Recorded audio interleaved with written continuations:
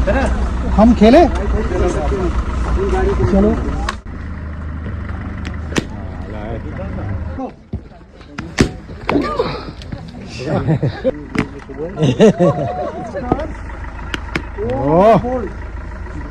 अब खेलते हो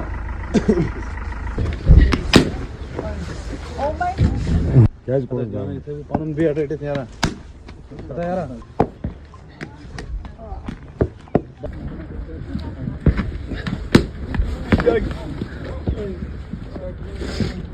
चलो लास्ट बॉल बनाओ ये आउट करना पड़ेगा